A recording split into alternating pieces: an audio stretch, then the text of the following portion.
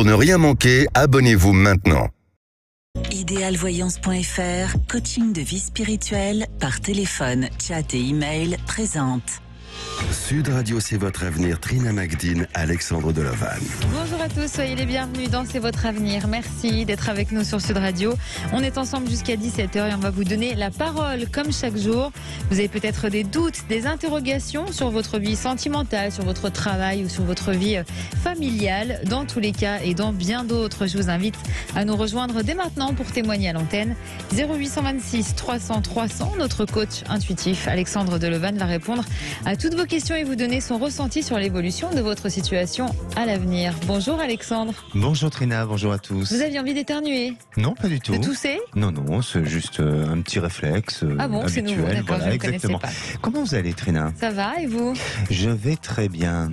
Bon, voilà, en forme? Tout simplement, oui, ça va. Oui. Allez, tout à l'heure, on s'intéressera au voyage chamanique avant la superstition du jour et l'ange du jour. Et on démarre avec Anne-Marie. Bonjour Anne-Marie. Allô? Oui. Bonjour Anne-Marie.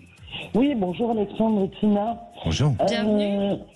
Comment? Bienvenue. Bienvenue. Merci. Je vous avais appelé en février 2022 pour un problème de couple.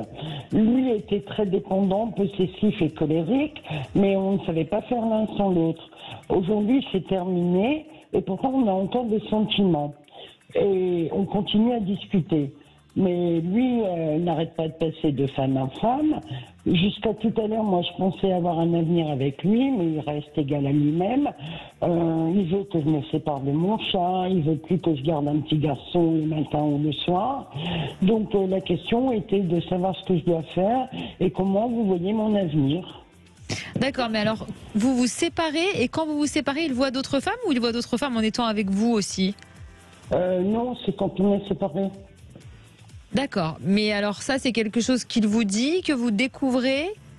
Non, c'est quelque chose que je sais et il n'est pas menteur là-dessus. Il cherche, en fait, c'est quelqu'un qui ne peut pas rester seul, il cherche son âme sœur, sauf que nous deux on a des sentiments mais on ne sait pas s'entendre. Et il est trop possessif pour moi, trop colérique, trop dépendant. Et voilà, donc ça ne marche pas. Mais vous êtes prête à accepter d'être avec un homme qui ne peut pas être seul et qui par conséquent, à chaque fois que ça ne va pas entre vous, voit d'autres femmes? Non, pas du tout. Eh oui, non. Mais s'il est comme ça? Eh ben non, je ne peux plus l'accepter. Là, aujourd'hui, il me demande de me séparer de mon chat. Je garde un petit garçon soit le matin, le conduire à l'école, ou soit le soir le récupérer. Je ne peux plus. Il est vrai. On s'aime, mais on ne peut pas. Moi, je ne peux pas continuer à vivre comme ça. Donc, je veux savoir ce que je dois faire. Et qu'est-ce que vous voyez? Mais vous en êtes où exactement aujourd'hui tous les deux? Vous n'êtes plus ensemble? En fait, depuis juin 2022, moi j'ai déménagé, on s'était séparés, on s'est revus en novembre, on s'est revus en décembre, on s'est revus en janvier, on s'est revus en mars, et puis on s'est revus donc jusqu'au 1er mai, et au 1er mai, il y a eu encore un gros problème. Il avait rencontré quelqu'un, se disant que c'était sérieux, mais ça n'a pas marché. La semaine dernière, c'était encore une fois terminé. Et là, on se réécrivait, on se reparlait au téléphone. Donc, mais moi, je peux pas continuer comme ça. Il faut que je tourne la page ou il faut qu'il change. Alors oui, parce qu'on comprend bien que vous avez du coup du mal à vous positionner. Vous ne pouvez pas continuer comme ça, mais vous attendez de lui qu'il change. Donc vous continuez, vous voulez quand même maintenir la relation. Jusqu'à tout à l'heure, oui, mais jusqu'à tout à l'heure qu'ils me disent tu dois te séparer de ton chat, tu ne peux pas garder le petit garçon, sinon ça va pas, t'as pas les mêmes horaires que moi, alors qu'on est tous les deux retraités. Hein. Oui, donc il y a quand même beaucoup de choses qui vont pas. Bon, Alexandre, est-ce qu'on peut parler de dépendance affective? On a l'impression, hein? Oui, totalement. Alors, Anne-Marie, votre relation est un peu une relation yo-yo, de ce que j'appelle, d'une relation qui s'arrête, reprend, et puis à la fois avec un manque peut-être de maturité. Je dis pas vous, je parle de la relation en elle-même. Alors, de ce que je ressens, c'est que chacun est dans un mode de vie et personne ne veut changer de ce mode de vie-là. C'est-à-dire que vous êtes dans une personne qui semble ressortir avec une vie plutôt stable, plutôt tranquille, plutôt rangée, plutôt, on va dire, cadrée, et notamment avec peut-être des petits rituels, avec aussi des habitudes. Et puis, lui, il a envie d'une vie, peut-être d'une vie de jeune homme, d'amusement. Oui, il y a le côté séduction. Il y a le côté séduction et tout ça. Et donc, ces deux vies ne s'adaptent pas. Elles pourraient s'adapter, mais elles ne s'adaptent pas. Pourquoi? Et parce que l'un ne change pas, et ni l'un ni l'autre change de fonctionnement et de mode de vie.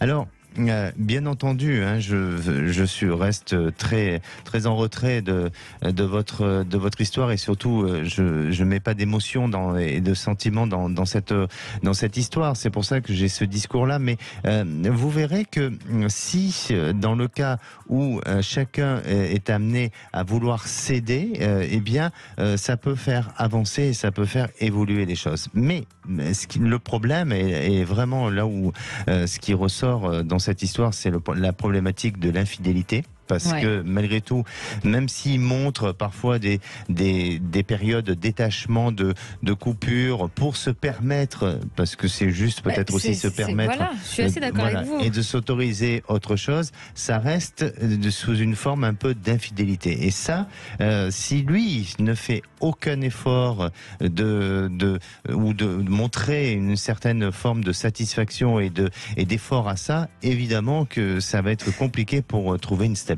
Parce que Anne-Marie, est-ce que vous n'avez pas l'impression, vraiment en essayant d'être très réaliste et objective sur votre relation, est-ce que vous n'avez pas l'impression qu'elle trouve des prétextes, comme disait Alexandre, pour se séparer de vous, pour pouvoir vivre d'autres choses? Vous le percevez comme ça aussi?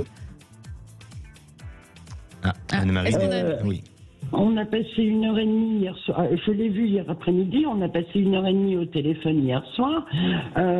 Il était censé voir une femme cet après-midi.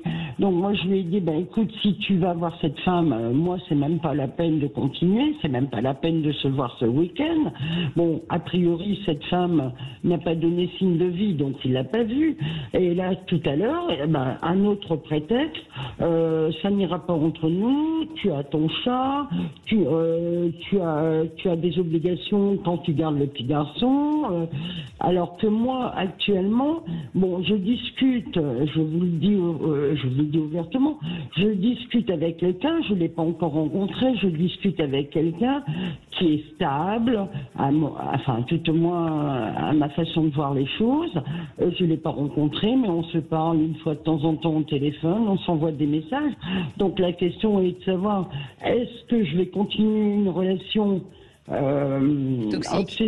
obsessionnelle avec cette personne, ou est-ce qu'il faut que je passe à autre chose? Mais Anne-Marie, je crois qu'il n'y a pas besoin d'être devin pour vous répondre, et sincèrement. Vous avez utilisé vos prétextes vous aussi, donc vous en avez conscience. Exactement, et je crois que si vous demandez à votre entourage et à vos proches, ils vont vous dire c'est où l'équilibre, c'est où l'épanouissement, et on va vous dire de fuir cette relation. Évidemment que cet homme manque un petit peu de respect, parce que il vient vous voir pour vous dire je dois voir une autre femme cet après-midi, et vous êtes un peu en compétition avec une autre personne, et il y a pas et ça manque de respect, ça manque d'amour. Je ne porte pas de jugement sur votre histoire, mais je crois que aujourd'hui, prenez du recul, et si vous-même vous avez envie de vous investir dans une histoire avec un véritable amour, avec une notion de sincérité et d'être intègres tous les deux, évidemment que cet homme ne présente pas par rapport à ce que vous témoignez, bien entendu. Il ne présente pas les qualités requises pour justement apporter cet équilibre-là.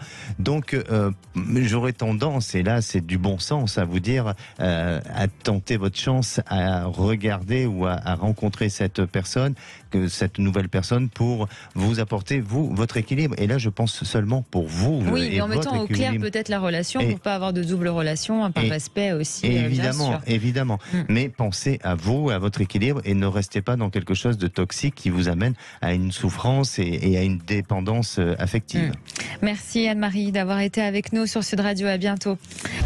Sud Radio, c'est votre avenir, le sujet du jour. Alors Trina, je viens juste de prendre un peu d'ayahuasca pour que vous nous racontiez le sujet du voyage chamanique. Oui, c'est un voyage entrepris par un chaman, donc afin de se connecter aux esprits, mais aussi aux animaux, à la nature, et d'obtenir des conseils et des connaissances. C'est une tradition qui remonte à l'ère paléolithique, principalement pratiquée en Asie, en Amérique centrale et en Amérique du Sud.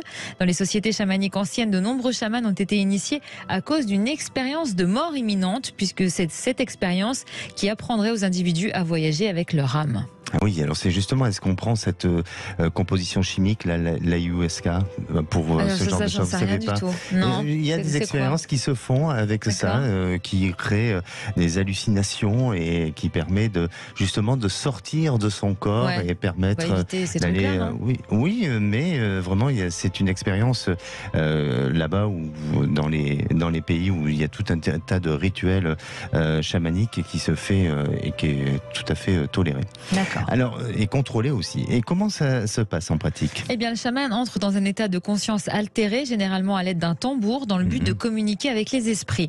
En fait, le rythme lent et répétitif du tambour va déplacer le rythme des chamans pour qu'ils puissent voyager. Le voyage chamanique se produit en déplaçant la conscience par l'intention pour permettre à une partie de l'âme de quitter le corps. Elle peut donc voyager vers un aspect spirituel des lieux sur la terre. Elle peut aussi aller dans la terre ou au-dessus de la terre. Le voyage chamanique est très bénéfique pour la croissance spirituelle, puisqu'il permet aussi aux voyageurs, entre guillemets, d'accroître ses connaissances par le biais des rêves. Super. Et pourquoi avoir recours au voyage chamanique? Alors, psychologiquement parlant, certaines personnes utilisent le voyage chamanique pour passer à travers des problèmes émotionnels. Ça les aide à faire face à la mort d'un proche ou à tirer un trait sur un événement du passé. En fait, le voyage fournit un environnement sûr pour exprimer la colère ou surmonter le chagrin. Il fournit aussi un outil pour la croissance spirituelle, parce que l'individu peut rechercher des enseignements spirituels élevés. Dans la conscience chamanique, vous pouvez aussi avoir des images ou recevoir des messages des esprits, et ces messages peuvent être utilisés pour résoudre des problèmes dans votre vie. Super. Vous en avez fait des voyages chamaniques, j'imagine. D'ailleurs, vous avez été initié par un chaman, il me semble. Racontez-nous vite fait. Vous racontez quoi? Comment c'était? Comment c'est passé? Combien de temps ça a duré? Ce sont des initiations personnelles, et c'est vrai que ça vous amène à traverser ou en tout cas à vivre tout un voyage intérieur et à vous élever au niveau de votre conscience, de vous amener vers un éveil spirituel. Vous savez que les chamans, dans la représentation philosophique du chaman, c'est tout ce qui se rapproche aux éléments, et c'est au travers des éléments que on apprend à faire fonctionner ses sens. On est dans le sens de l'observation, de l'odorat, de tous nos sens. On développe tout, et je pense que à la fois c'est très basique comme enseignement, mais à la fois c'est ce qui correspond le plus à nous, à notre système de vie et à la terre-mère. Et donc c'est magnifique. Et en France, il existe des endroits, des lieux où justement il y a des regroupements de chamans pour assister et conférer à tout ça. Est-ce que vous diriez que ça a développé votre don ? Totalement. Ça a développé, puis ça m'a permis aussi de prendre conscience du moment présent, de la vie, de la mission aussi que j'avais à accomplir et que j'ai toujours à accomplir. Et puis aussi à regarder l'individu, parce que l'individu parfois est très dur. On le voit bien de tout ce qui se passe aujourd'hui, de ce qui s'est passé avant et ce qui se passera demain aussi. On ne change pas l'individu complètement. Et parfois même même j'ai l'impression qu'on régresse sur certaines manières de penser, mais ça vous permet d'avoir une notion de recul et d'aborder la vie autrement et différemment. Et je crois que ça fait partie des choses sur lesquelles, même dans la pédagogie de l'enseignement, on devrait plus sensibiliser l'individu sur ce qui est en rapport à la nature, à nos sens. Bon, on a essayé en tout cas. Exactement. Christian nous a rejoint. Bonjour Christian. Oui, bonjour, c'est Christian à l'appareil. Je vous remercie Tina et Alexandre de me prendre au téléphone. Merci à vous. Vous nous appelez d'où, Christian ?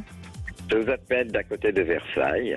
Voilà. Très bien. Et vos 2 enfants ne vous parlent plus, c'est ça ? Mes 2 enfants ne me parlent plus, c'est-à-dire ils ont 40 et 45 ans. Ils ont vécu avec moi jusqu'à 25 ans, ils ont fait des grandes études. Et ma fille est à 250 km, je ne l'ai pas vue depuis le décès de sa mère, c'est-à-dire il y a 6-7 ans. Sa mère dont je me suis occupé parce qu'elle avait la maladie d'Alzheimer. Quant à mon fils, il habite à 1 kilomètre de chez moi et je l'aperçois de temps en temps dans un endroit neutre, à savoir dans un café. Et il n'y a jamais eu d'histoire entre nous, jamais eu de problème, jamais eu. Et c'est ça qui est absolument incroyable. Et moi, je suis tout seul. J'ai 79 ans et je vis tout seul parce que ils viennent pas me voir, ils veulent pas me voir. Je ne sais pas pourquoi. Il n'y a jamais eu de problème réel. D'accord. Donc pour les 2, c'est depuis le décès de leur mère que c'est comme ça ? Depuis avant le décès de leur mère, pendant toute la maladie d'Alzheimer dont je me suis occupé de leur mère. Et ils venaient très très très peu. Ils sont peut-être venus en 6-7 ans, 2 ou 3 fois me voir alors qu'ils habitent à côté. Ils habitaient à côté. Ma fille habitait Château et mon fils habitait ici à côté de chez moi à Versailles. Bon, alors voilà. Alexandre. Et les 2, et sans motif sérieux ni rien du tout. Est-ce que vous ressentez d'où ça peut-être provenir, comment ça peut s'expliquer et surtout si par la suite ça va. D'une enfance où je n'ai pas été très présent dans le fond parce que j'étais à la fois, j'avais mon boulot et puis en plus je m'occupais de politique. Peut-être que c'est la résultante de tout ça. Je n'ai pas été peut-être très présent comme il aurait peut-être le fallu. Alexandre ? Oui, c'est peut-être une analyse, une des explications, effectivement. Je crois aussi qu'il y a une influence extérieure qui n'a pas aidé non plus et qui les a amenés à vos enfants à faire leur chemin, leur route et peut-être à s'autoriser à vivre sans la référence du père ou peut-être de vivre autrement et différemment. Alors, c'est dur, hein, je comprends que pour vous ça doit être... C'est dur parce que j'arrive à un certain âge, j'arrive là, il faut être honnête, j'arrive là en fin de vie, hein, il faut être bien au courant. Et mes enfants, ils ont chacun des petits-enfants que je connais même pas, pour ainsi dire. Je sais qu'il y a... je pourrais faire appel à un avocat et avoir le droit de les voir, mais je ne tiens pas à créer des histoires supplémentaires. Alors qu'il n'y en a pas, c'est ça le problème.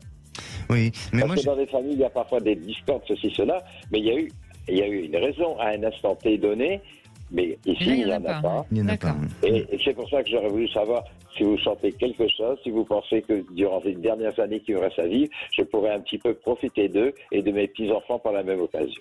Alors, pour moi, je ne veux pas donner de faux espoirs, mais je sens qu'il y a quand même la possibilité d'un changement. Il y a la possibilité, à un moment donné, de rapprochement, de petites réconciliations, et puis surtout, ça viendra plus par votre fils, où là, il y a peut-être cette capacité à communiquer, à échanger, ou à vous ouvrir, ou en tous les cas, à un dialogue qui va vous permettre de comprendre pourquoi il y a eu cette séparation. Il y a eu cette coupure familiale. Mais je crois aussi que, et je vous parlais d'influence extérieure, et je crois aussi qu'il y a eu toute une histoire qui a pu se raconter ou qu'on a pu essayer de faire croire. Alors est-ce que c'était pendant votre période où vos activités étaient plutôt denses, mais j'ai l'impression qu'il y a des informations qui vous reviendront et qui bien évidemment auront été erronées et qui vont vous permettre peut-être de pouvoir corriger et peut-être même de démontrer qu'à cette période-là, c'était pas possible ou il y a quelque chose. Mais en soi, j'ai vraiment l'impression et le sentiment que c'est quelque chose de générationnel chez vous. C'est-à-dire que si on revient sur une famille ancienne, eh bien, il y a eu déjà ce problème de séparation, de coupure avec un des parents et ça se poursuit. Alors tout ça est peut-être de l'ordre de l'inconscient. Hein. Mais pour répondre vraiment à votre question, est-ce qu'il y a un lien qui pourra se faire à nouveau? Oui, pour moi, il y a quelque chose. Vous profitez de vos petits-enfants de manière au quotidien et de manière régulière. J'ai du mal à vous le dire et je ne sais pas trop exactement. Je préfère vous dire les choses telles que je les ressens. Mais en tous les cas, je sais que la proximité se fera et le lien se fera à nouveau. Et on vous le souhaite, bien sûr, Christian. Merci beaucoup pour votre témoignage. Allez, on vous attend sur Sud Radio 0826 300 300. On sera de retour dans un très court instant. Sud Radio, c'est votre avenir. Trina Magdine, Alexandre Delaval. De retour dans C'est votre avenir. Soyez les bienvenus si vous nous rejoignez sur l'antenne de Sud Radio. C'est toujours Alexandre, notre coach intuitif, qui vous éclaire sur votre passé, votre présent et votre futur avec tous ces précieux conseils. 0826 300 300, c'est le numéro du standard et on vous attend. On va voir Hélène dans un instant, mais d'abord c'est la superstition du jour. Alors elle porte sur quoi aujourd'hui? Aujourd'hui sur l'aigle. Sur l'aigle, c'est beau. Cet oiseau, oui, c'est très beau. Ça, vous n'êtes pas effrayé quand vous voyez un aigle? Non. Les corbeaux, oui, un peu plus, mais les aigles. Oui, alors vous savez que il y a des superstitions. Les talismans composés de plumes et de pattes d'aigle sont représentés comme des éléments protecteurs. Ils sont censés éloigner la superstition qui dit qu'un aigle peut apporter la foudre dans l'endroit qu'il survole. Les Grecs pensaient qu'il protégeait son porteur de foudre, et une superstition veut aussi qu'il possède le privilège de ravir la paix de l'esprit à quiconque qui lui a volé ses œufs.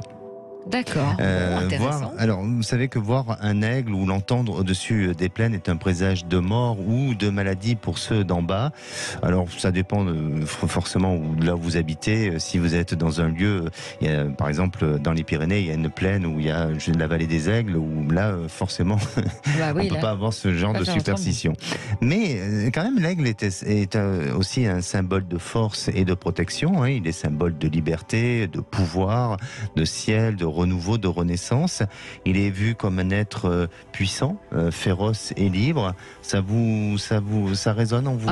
Totalement puissant. Oui. Alors féroce, oui, remarquez. Oui, il peut être féroce. Alors libre pour le coup, oui, bien sûr. Libre comme l'air. Exactement. Et il représente également la persistance, la résilience, la victoire et le triomphe pour ceux qui traversent une période difficile. Et d'ailleurs, aux États-Unis, l'aigle est beaucoup représenté. Oui, comme emblème, bien sûr. Comme emblème, et vous, est-ce que vous avez des gris-gris avec des plumes d'aigle? Écoutez, alors là, votre sujet auparavant c'était sur le chamanisme. Vous savez qu'il y a des habillements avec des plumes d'oiseaux et tout ça. Vous voulez que maintenant, en plus d'être chaman, vous voulez que maintenant je vienne habillé avec une couronne de plumes d'aigle? Oui, vous voyez bien, oui. Ça vous irait bien. Vous voulez que je fasse l'Indien, oui, l'Indien dans Paris? Oui, pourquoi pas. Dans la ville. Dans la ville, voilà, exactement. Allez, on retrouve Hélène. Bonjour Hélène. Bonjour Trina, bonjour Alexandre. Bonjour. Bienvenue Hélène, vous nous appelez d'où? D'une région où les cigales chantent. La Provence. Ça se situe dans le sud. Dans le sud, tout à fait. Vous avez bien de la chance. Je vous remercie tout d'abord de m'accueillir dans votre émission. Merci à vous. Je suis très émue. Et je vais peut-être avoir une voix un peu tremblante, vous m'en excusez. Non, pas du tout. Alors, ce sera à cause des cigales. Votre ex était quelqu'un de très négatif, c'est ça? Oui, j'ai eu une relation pendant 4 ans, donc nous habitions chacun chez soi, et nous nous voyions les week-ends. Et puis nous avons passé des vacances ensemble, certains déplacements. Mais au bout des 4 ans, quelques mois avant, il était trop négatif. C'est-à-dire toujours en train de râler, toujours en train de se plaindre. Quand il venait me voir dans ma ville, c'était trop bruyant, trop lent. Enfin bref, ça devenait désagréable. Aucune vraiment tendresse non plus. De mots gentils ou de marques d'affection ou d'amour vraiment. Voilà, donc j'ai mis fin à cette relation en fin 2019. D'accord. Et après est arrivé le Covid.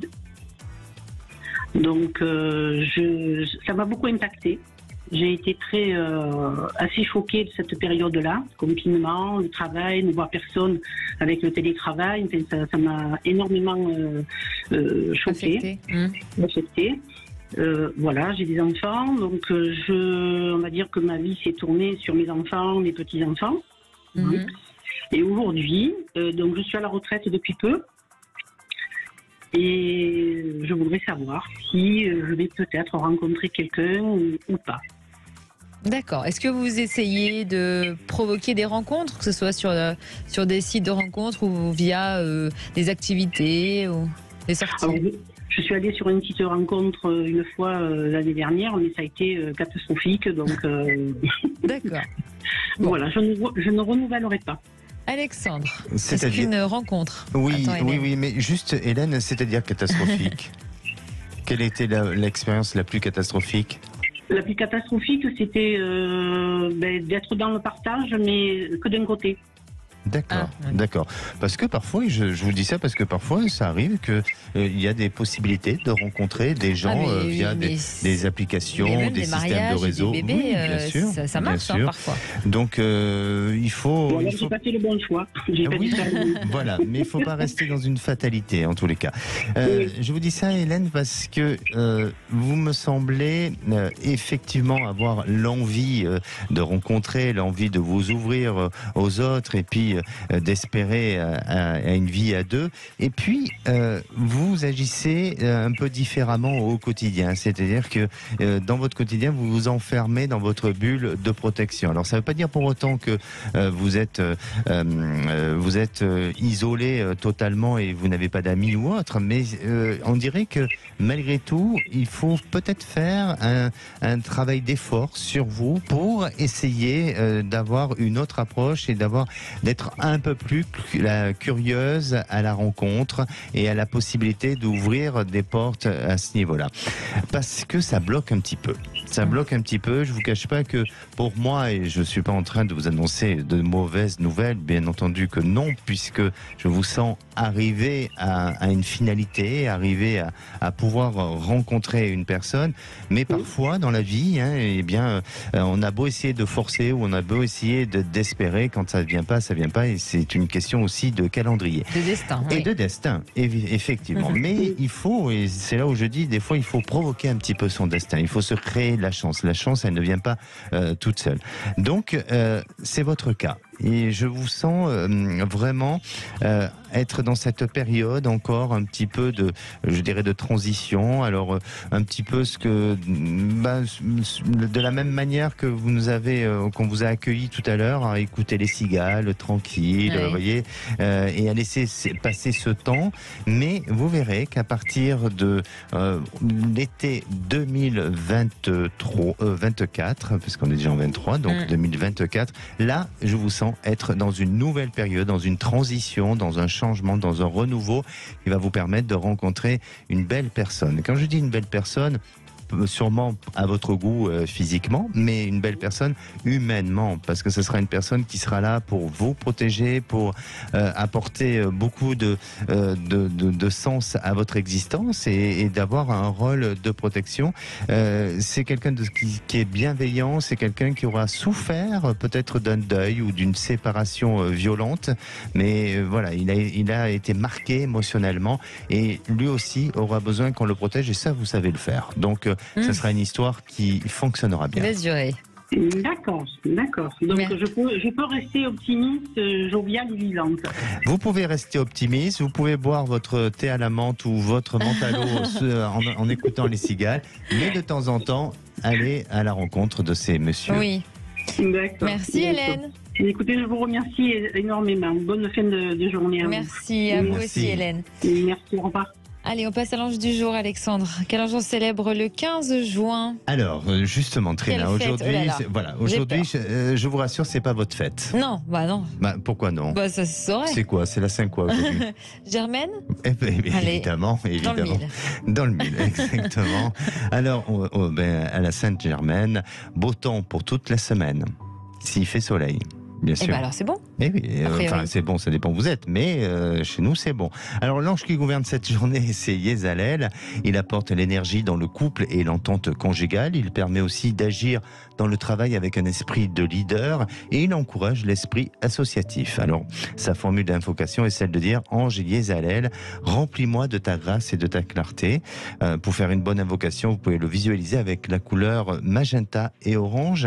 Et sa pierre de chance, c'est la chrysoprase. Ah, je connais pas, dites Vous donc ne connaissez celle-là. pas? Oui, c'est une pierre Une qui est assez nouvelle. rare. C'est une nouvelle. Une de plus que vous me devez, du coup. Oui, et en plus elle est très belle. Ah, Vraiment, c'est bon. une des pierres que je préfère en termes avez bien fait de le dire. d'esthétique. Voilà. Alors vous savez que les Grecs, les Romains et les Égyptiens de l'Antiquité l'utilisaient pour fabriquer des sceaux, des colliers et d'autres objets. Et la chrysoprase est une pierre qui aide à pardonner, à avoir aussi de la compassion et à faire de l'introspection. Donc c'est peut-être une bonne période pour vous, non? Dis donc. À pardonner. Mais pourquoi pardonner qui? Pardonner quoi? Oh non, je sais pas, c'est comme ça. Alors sur les plans psychiques et spirituels, la chrysoprase redonne confiance aux personnes sujettes aux doutes, aux sentiments de manque de confiance en soi, et elle favorise la concentration et la relaxation. Ah, ça c'est pour vous. Favorise la concentration. Parfait. À l'anniversaire du jour, vous savez que ce 15 juin, il y a 2 anniversaires avec 2 personnalités très importantes qui, malheureusement, ben oui, ils sont plus là. Mais bon, ils ont marqué notre temps. Le premier, c'est Guy Bedos. Quand même. Et oui. Et aujourd'hui, c'est l'anniversaire aussi de Johnny Hallyday. Il aurait 80 ans. C'est vrai. Et effectivement. Et puis un petit souvenir. Allez, ce 15 juin 1969, vous savez, c'est une année où il y avait un nouveau président qui prenait la présidence donc de la République française et qui s'appelait Georges Pompidou. On accueille Fred. Bonjour Fred. Et bonjour Alexandre, bonjour Trina, vous allez bien? Écoutez, ça va. Et ça vous? va, oui, on se chamaille, c'est parfait. Vous nous appelez d'où, Fred? J'appelle du Rhône. D'accord. Alors, vous avez été récemment licencié, c'est ça? Oui, effectivement. En fait, ça fait 5 ans que j'étais employé dans une entreprise et on a subi un licenciement. Il y avait beaucoup de personnes. Et en fait, ce qui se passe, c'est que là, dans un ou 2 mois, il va y avoir des plans de restructuration, des plans de sauvegarde de l'emploi, du reclassement. Et en fait, vu que je travaille dans tout ce qui était hotline, produits multimédia, j'étais en train de réfléchir, vu qu'il y a une reconversion à faire, j'étais en train de me demander qu'est-ce que je pouvais faire comme reconversion, parce que je suis un peu dans le flou. En plus, dans le passé, j'ai souvent fait des métiers par-ci, par-là, et j'ai vraiment envie de trouver ma voie et de plus m'égarer, en fait, c'est pour ça. Et du coup, je me tâte un peu. D'accord. Il y a peut-être quand même une idée, même vague? Alors, je sais que quand j'étais étudiant, j'aimais beaucoup le marketing, tout ce qui était lié au commerce marketing, parce que j'ai fait un peu de commerce. Et là, honnêtement, j'ai pas de grosses idées. Après, je sais que j'aimerais bien aussi bosser dans une structure où il y a aussi du monde, parce que tout seul, je me sentirais trop isolé. Non, je sais pas, j'ai pas trop d'idées en tant que telle. D'accord. C'était pour quel motif exactement le licenciement? En fait, ce qui s'est passé, c'est qu'on était des sous-traitants pour une grosse marque américaine. Et ce qui s'est passé, c'est que comme dans la région, on ne faisait plus autant d'activités que la marque voulait, du coup, ils se sont servis de ça pour dire vaut mieux qu'on arrête l'activité en France. D'accord. Alexandre. Oui. Alors là, vous me donnez une sacrée responsabilité. Ah bah là, oui. Une sacrée responsabilité parce qu'effectivement... Vous avez l'habitude qu'on vous donne des responsabilités. Quand même. Oui, avec vous, oui, bien sûr. Oui, parce que vous êtes hésitant et votre destin, c'est à vous de le mettre en place et non pas à moi de vous dire ce que vous devez faire. Mais je peux vous donner quand même quelques indications et ça tombe bien, vous avez appelé le bon numéro pour ça. Pour moi, il y a quand même chez vous tout ce qui touche à la notion de l'informatique, tout ce qui touche à cette notion de technologie qui ressort. Oui. Et j'aurais tendance à dire que vous avez besoin peut-être de vous perfectionner un petit peu dans ce sens-là ou de compléter peut-être certains acquis que vous avez eus auparavant pour améliorer et puis pour vous permettre de vivre cette reconversion avec plus de succès. Il serait peut-être intéressant de faire un bilan de compétences. Je ne sais pas si vous l'avez déjà fait ou pas.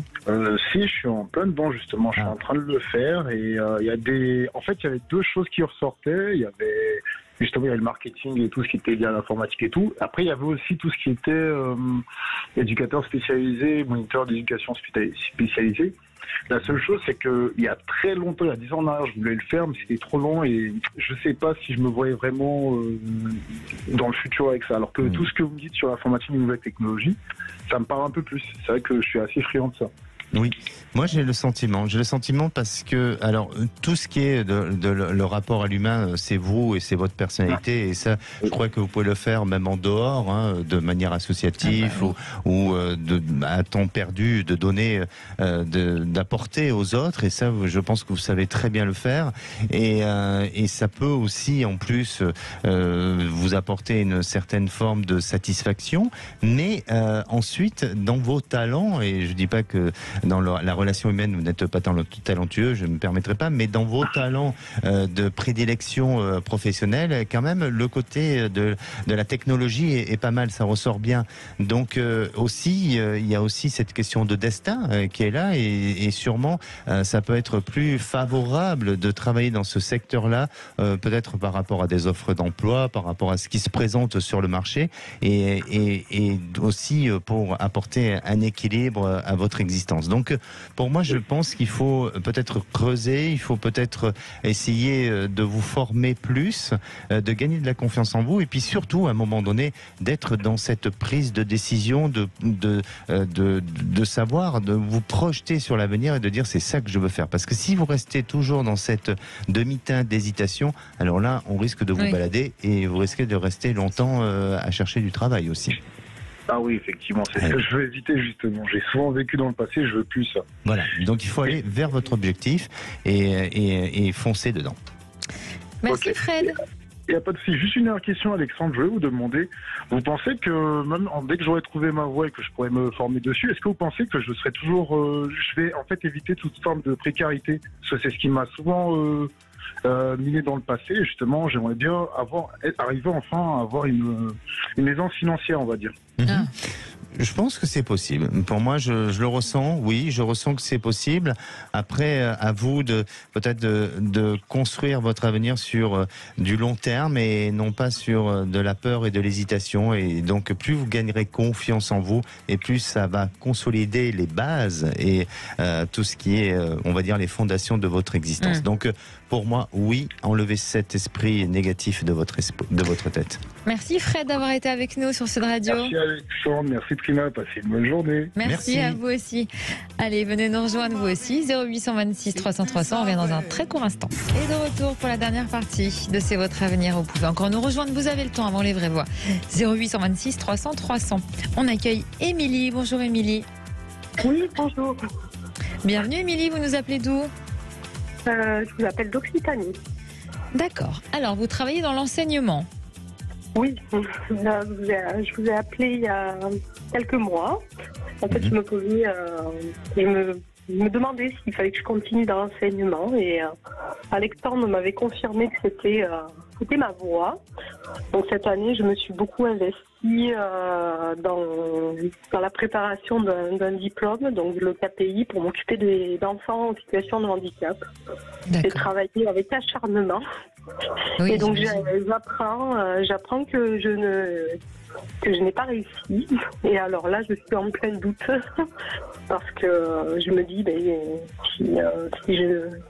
si au bout de 25 ans d'enseignement, je ne réussis pas, c'est que peut-être que c'est vraiment pas ma voie. Alors, donc, vous n'avez pas réussi à quel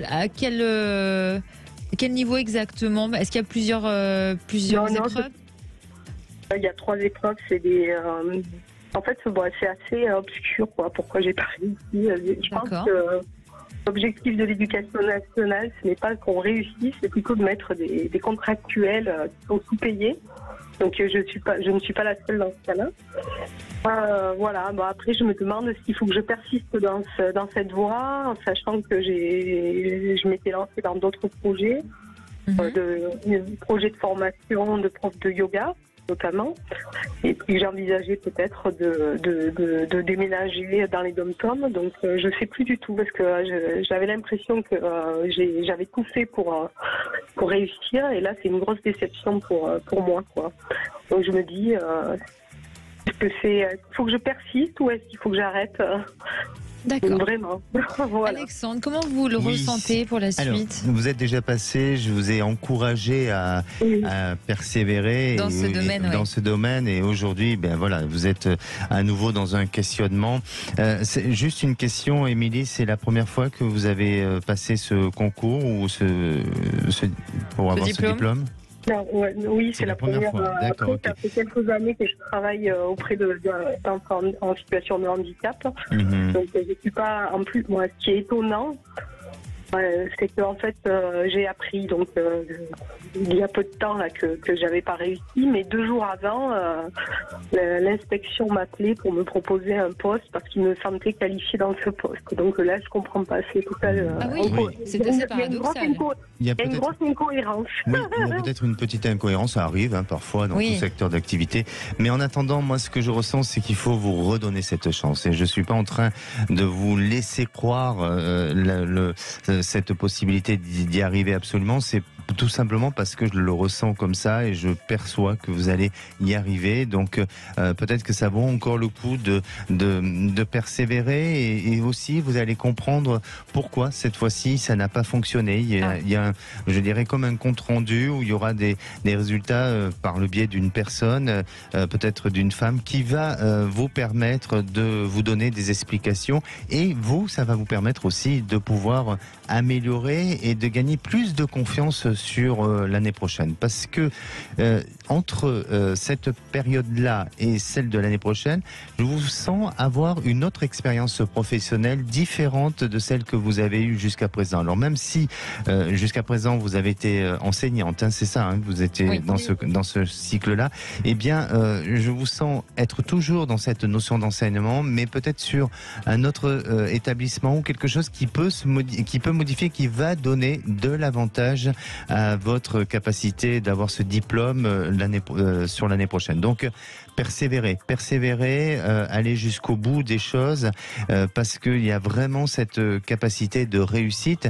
Ne baissez pas les bras. Alors même si vous avez des projets dans l'avenir, sur des projets peut-être avec des méthodes et des métiers alternatifs, eh bien faites-le, mais c'est peut-être pas encore tout de suite et ça viendra plus tard, et aussi même ce projet de vie ailleurs va venir un peu plus tard, donc ça se retarde un peu dans l'échéance, mais en attendant on y croit, enfin moi j'y crois encore en cette réussite. Alors question du coup Émilie, est-ce qu'avec ce que vous a dit Alexandre vous allez le retenter? Là, je suis encore sous l'état de choc. Oui. Donc, je ne sais pas. C'est vrai que je me dis que d'avoir travaillé toute cette année, ce serait dommage. Après, quand je vois les méthodes de l'éducation nationale, je me dis que... À quoi ça sert? Alors, moi, juste un petit conseil, si vous me permettez. Si vous ne le retentez pas, ayez pas un sentiment d'échec. Si vous décidez de pas le retenter, c'est parce que tout simplement vous aspirez à autre chose et que vous avez envie de passer. C'est le destin, c'est la vie. De changer votre vie. Mais si c'est pour rester sur un sentiment d'échec, ça serait dommage parce que vous allez créer une frustration et ça peut même bloquer pour d'autres choses. Donc, faites bien cette différence-là. Oui. Et tenez-nous au courant, Émilie. Merci d'avoir été avec nous sur Sud Radio. Merci Alexandre. Merci. Rendez-vous demain avec un sujet passionnant, le mystère des pyramides de Gizeh. Bonsoir mon cher Frédéric Brindel. Bonsoir, je réfléchissais avec vous sur l'échec, sur la notion d'échec, ouais. L'échec à signer ou parce que c'est cela qu'on aime bien. Signer au dos, bien sûr. Trina manie le jeu de mots avec talent. Ah oui, vous savez, quand on parle de chèque... Oui, voilà. Quel est le programme? Oui, non, je me disais, est-ce qu'on va échouer dans cette émission? Alors, pour réussir une émission comme ça, il faut que nos 3 vraies voix soient motivées, soient riches d'informations, et ils le seront. François Pupponi, Françoise Degois, Philippe Bilger sont avec nous. Avec notre Cécile de Minibus qui me rejoindra dans un instant. Nous avons préparé du mieux possible cette émission pour ne pas vous décevoir, vous, les auditeurs de Sud Radio. Et je vous donne déjà 2 pistes. Les 2 fameux débats. Celui de 17h30, c'est l'évocation d'un problème qui a défrayé la chronique ces derniers temps. Elle concerne les squatteurs. Il y a une loi anti-squatteurs qui a été votée hier soir. La question que nous posons, expulser manu militari les squatteurs, est-ce acceptable? Vous nous direz ce que vous en pensez. C'est vraiment un dossier très sensible et très particulier. Et puis à 18h30, il y a une réunion de l'intersyndicale aujourd'hui. Ça faisait longtemps qu'ils ne s'étaient plus retrouvés. Quel sera le programme? Quel sera l'état des lieux? Vont-ils rester salariés unis. Bref, comment les syndicats sortent-ils de l'épisode des retraites? Nous vous proposons 3 options. Ils sont renforcés, impuissants ou divisés.